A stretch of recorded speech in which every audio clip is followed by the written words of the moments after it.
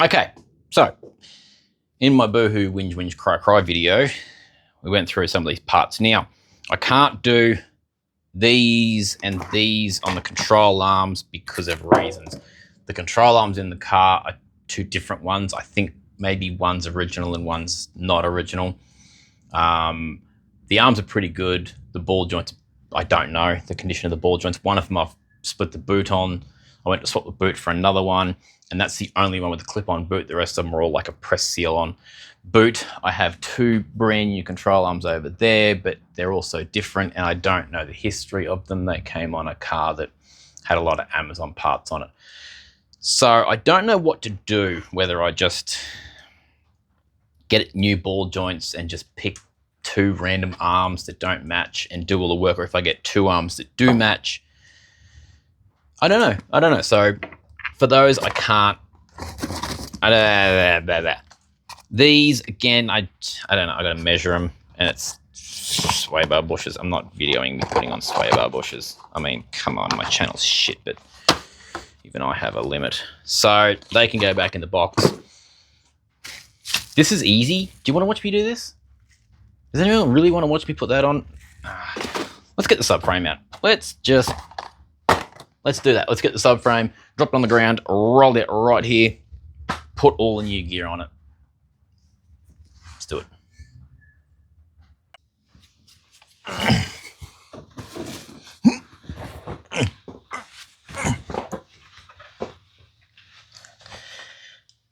Welcome to Under the Car. You've seen the subframe come in and out of this car. You've seen the subframe go in and out of this car 3 or 4 times now. So it's not very interesting. It's just, if you leave everything assembled, shocks stay in, brake lines stay in. All you need to do is just connect the handbrake cable and the bracket for the handbrake cable up here, and then disconnect the brake lines up here, or take the brake caliper off and the hard line off and leave that in the car. I just put new brake lines on here. They're not full of fluid yet, so I'm going to disconnect them up here, and then the whole thing drops down in one go once you undo the 4 subframe bolts. It's pretty simple. Bumper bar comes off to make life easier for me. So give me 8.5 minutes. Let's go.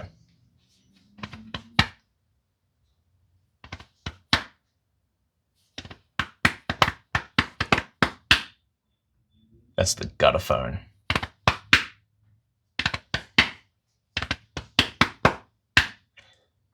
It's what you play when you're procrastinating. I feel like that was boring. Was that boring? Could I do better? Could I throw a joke in there? Oh, fuck me. 8.5 minutes later. Too cheap to pay for the SpongeBob animation, so just imagine it in your own heads. This is where we're at. Bumper bar is off, and back out on the street where it belongs, cutie. Not in its favourite dress, because hell, I had to start from the bottom. Handbrake cables are off. Brake lines are off. We're wheeling it out. I had to lift it up a little bit higher, definitely not with the jack on a house brick, because that's unsafe, just so it will clear the tyres. Now, if the bolts aren't in the way, we can roll it out. The bolts aren't in the way on that side, we can roll it out.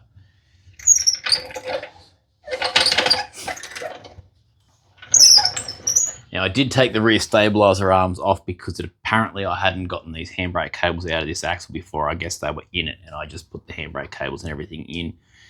So removing those gives you better access to them. What I tend to do is pull the little rubber boot down so you don't damage it. That's the wiper seal for the cable, so it doesn't drag shit up inside it. And then I get a big pair of pliers, in this case fencing pliers, hold the cable sort of gently like that, and then smack this with a hammer, and that forces it back out again, because it's just a press fit, like a wheel stud press fit. Bit of lubrication helps as well. If you try and pull on them from this end, you generally can damage them. You can sometimes get a little tiny screwdriver in here and pry it out just to get it started. That sometimes helps. But when they're seized in there, they're seized in there, and you sort of got to drill it out and start again if you can find a set of handbrake cables for these things. All right, now that that's on the ground, I'm out of axle stand, so I don't know how I'm going to set this thing up that I can work on it.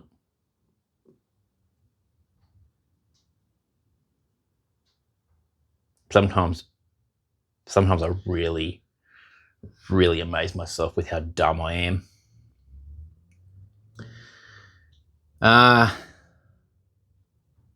Yeah, congratulations, idiot. You win first prize in the Loser Olympics. Let's work something out here, and hell, we can just change the bushes in these arms to start off with. Let's do that. At least then we've achieved something for the day. All right, the mini press has been summoned. Hopefully it's enough, because I don't want to have to try and summon the big press. Now, I've been debating for a while, which is good because it's had the penetrant time to penetrate, between using these arms and these arms. These arms are a new set that came on a car that I purchased, however, being that it was me that purchased it, I believe these would probably be the cheapest things known to man. I don't know where old mate got them from or whatever. This end, the inside edge of these are a solid spherical bushing. These are very tight, no play in them at all. They're very good. This end here, you know, being a new arm, new bush, is good as well. There's a taper on this end here, which makes it look like the steel is thinner. However, I think the steel is the same thickness. They weigh the same. Paint's definitely not as good on these. They're definitely rusty. Whereas these ones here are much older and look much better still. No flange there. These bushes are a bit loose, but there's definitely no play in them. So, and these bushes here definitely aren't the original ones, not 25 years old. So I think I'll use these arms. They're just better quality arms, and I think I'd prefer them to have a bit more compliance in them. If they're too stiff, it's going to actually affect the way the suspension moves. You don't want this to do any sort of suspending. You just want it to hold the arm in place. So I think these are going to be the better ones to go with. So let's see if they're going to press out or if I'm going to have a fight, because I don't have any heat with me today. So if I can't get them out, then, well, they're coming out.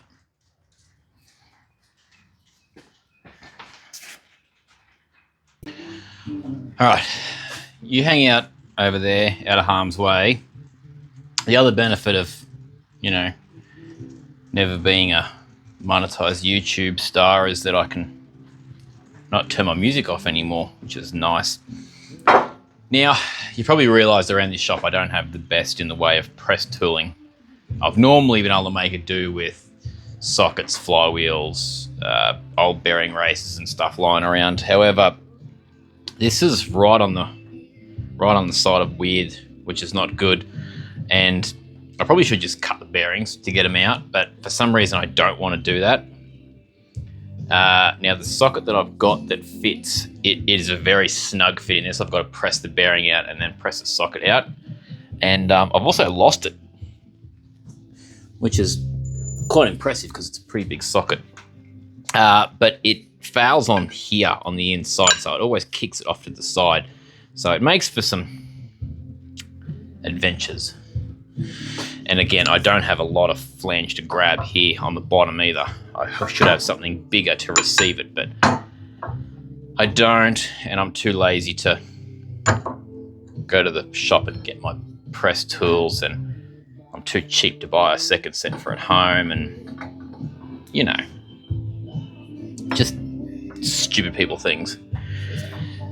Now, the clamps are there to hold the blocks in place because the last one flicked out of the press and munted the flange, which I'm not happy about. You'll find out why that's there in a second. So, if I had a third hand, this would probably work a lot better, but we'll take the weight so that it holds there, and then we can tap this around. Good enough. All right. Shot of courage.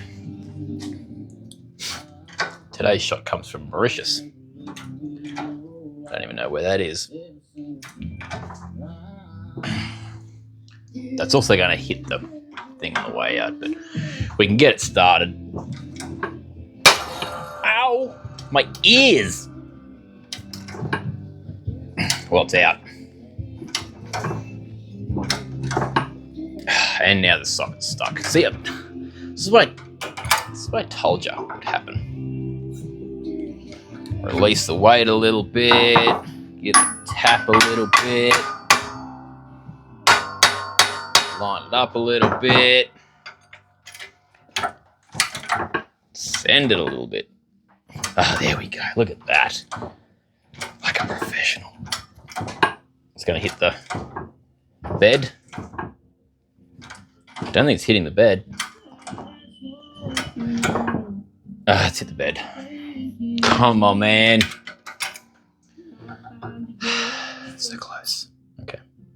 Just bring it forward a little bit.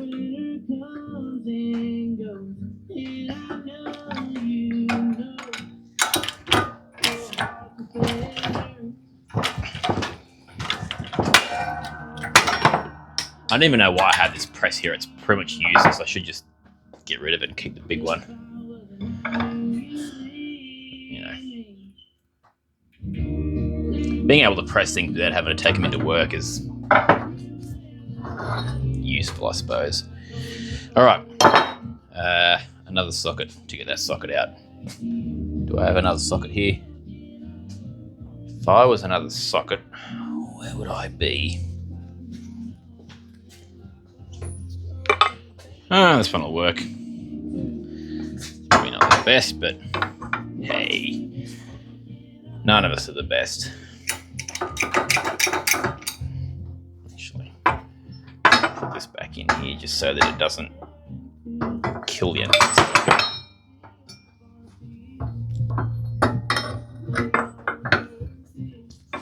That.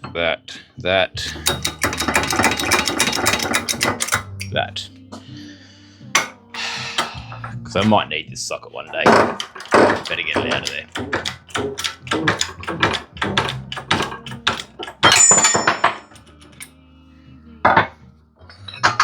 All right. And I didn't destroy this. Neat. All right. Now, you can get these axles set up in a press if you've got a little benchtop one like this. However, I found most of the time you don't need to.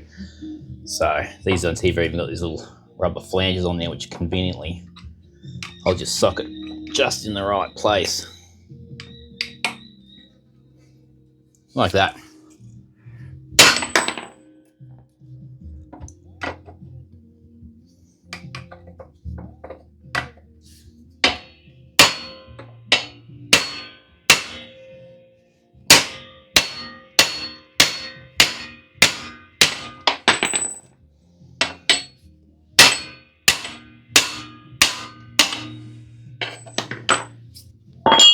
All right, that's a subframe bushing extraction.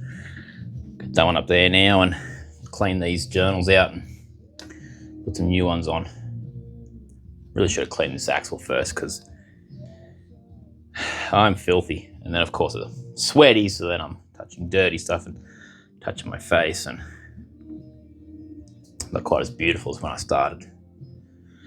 All right, one more, let's go.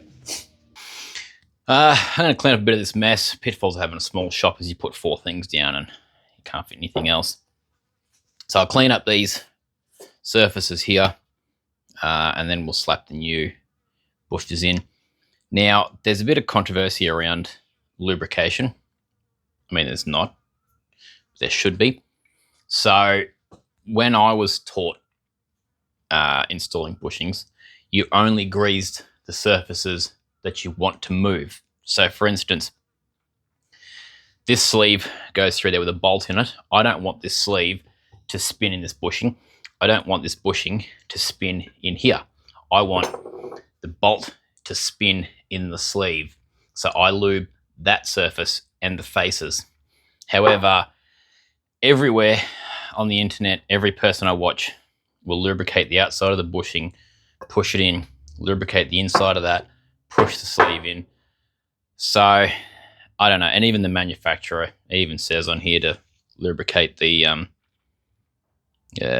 apply to the bores and outer flanges of all bushes. So I don't know what that means.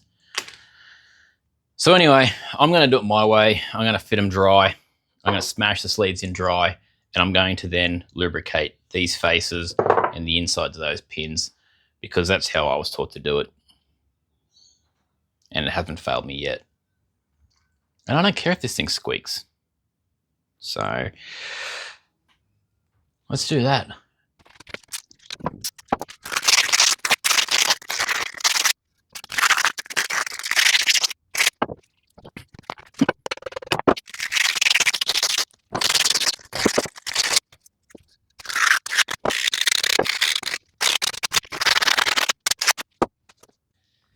All right, now that I've got the axle safely set up here, certainly not on a car jack on a house brick, because could you imagine how sketchy that would be?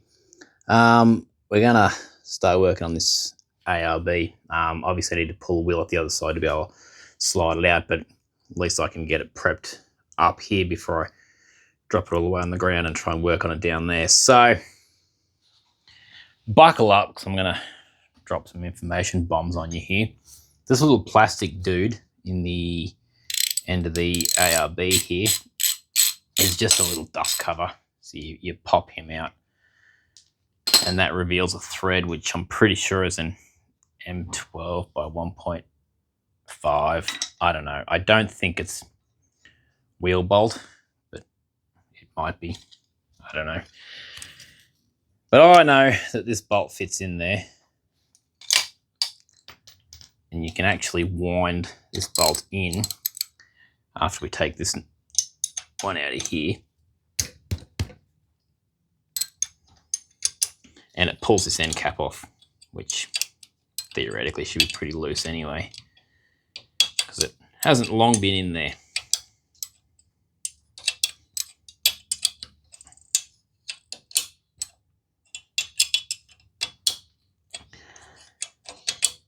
Okay, don't know why that's so hard, but anyway. You start winding, we should start seeing a gap up here.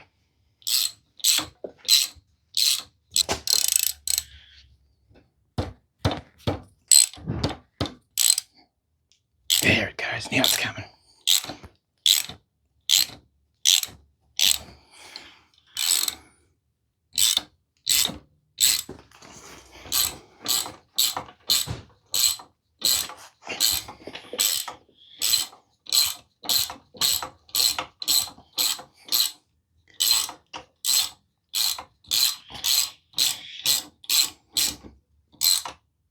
Oh, that's the end of my threads.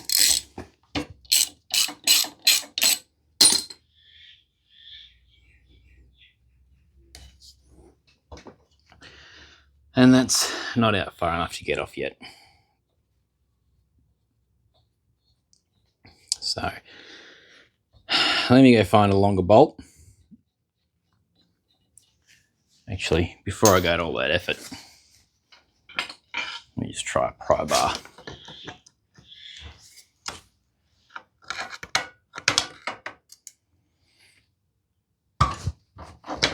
Or just use a pry bar. Oh, that's not supposed to happen. This end is supposed to come off of the sway bar. But anyway, that helps, because it means I can just put the sway bar on from this end. Factory torsion bars. My torsion bars. So, is it going to be too thick? It's going to drive better or worse? Don't know. Could be worse. I just know that my old car was too soft, and this is going to fix that. So let's get it in. Just when you thought that you knew everything, along comes something that stumps you. So these torsion bars actually go in one way. So this is the fixed cap end, and it doesn't go on there, but it doesn't go on the other end either. This is the one that you remove, and it it doesn't engage on that end. It engages on the other end. And I thought, oh, idiots made my bar wrong. Well, I checked the factory one and it's the same. This piece doesn't go on that end. It goes on that end. So I had no idea that these anti-roll bars are omnidirectional. I guess I've just been lucky in the past and I've always got them the right way around. So there's something you learn. So anyway, I'm going to work out why this doesn't go on here. It doesn't go on the factory one either, in case you're wondering. It just doesn't. It doesn't pop on. It just sort of does the same thing. So a bit of hammer will sort that out. Don't know how well this is going to come across on camera, but that's the old torsion bar. That's the new one. These ones are quite a bit thicker. They don't have this taper on them. And funnily enough, the bolts that came out of the old torsion bar don't fit in the new torsion bar.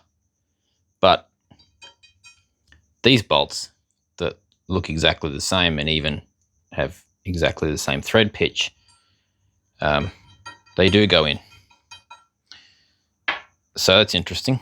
But anyway, we're going to get this big boy put in now. Yeah, I don't know.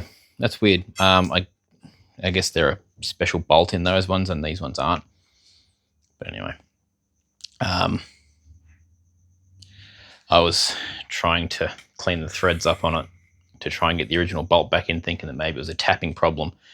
But the torsion bars, they're obviously spring steel. They're hard as anything. So I was literally just tearing the threads off bolts, trying to do it.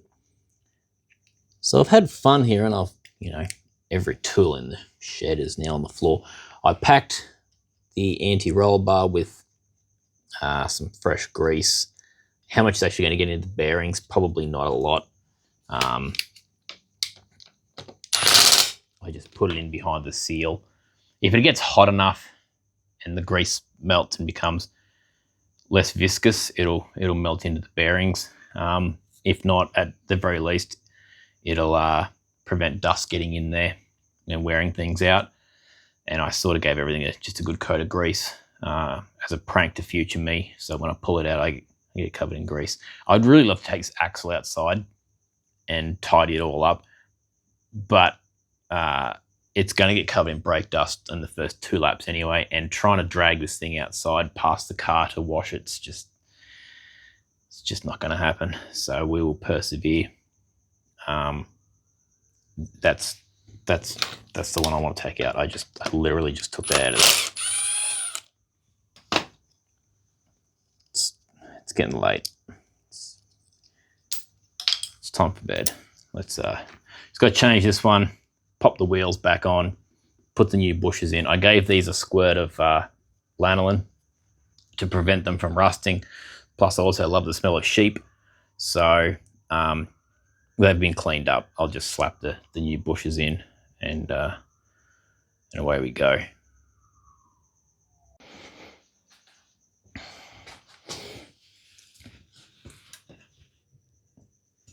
Believe it or not, this filthy thing's going back in the car. Again, I'm not going to tidy it up. It's just going to get dirty again. It's got the new torsion bars on it. It's got the new anti-roll bar in it. Believe it or not, these are new brakes. This one less so, but it's, got no kilometers on it. I've got a set of pads for it, but I'll put them on last thing. I don't want to get them contaminated at all. It's obviously got the gas adjustable dampers in it. The new arms, the old arms, I gave them a rebuild special with a coat of black paint. I'll put them on back in the car because it's easier that way. And then I can go to bed because I'm tired. It's very late. Too late to even make a joke, I'm sorry. If I think of something, I'll later, okay?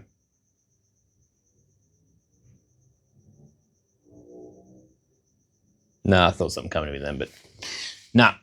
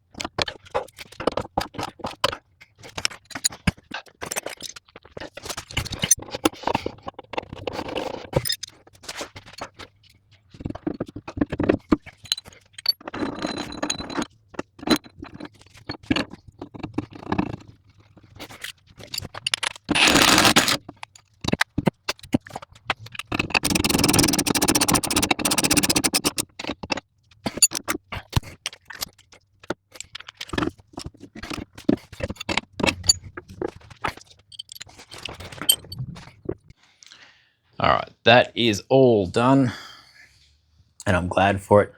Off camera, I loosened those bolts back off again, lowered the car to ride height, and then torqued them down. Because those arms essentially make a triangle, as the arm goes up, that distance there, the hypotenuse, very slightly wants to be shorter, and they're a slotted hole, so you want to torque them down as close to ride height as you can.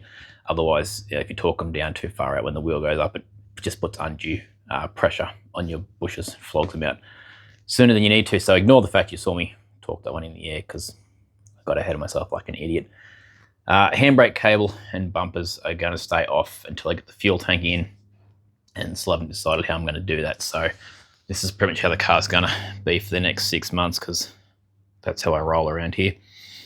But anyway, glad that's done. I'll move on to the next thing, which you'll find out what that is in 2 weeks' time, and I guess I'll find out 2 days beforehand, because I'll have done it. Does that make sense? Whatever. Bye.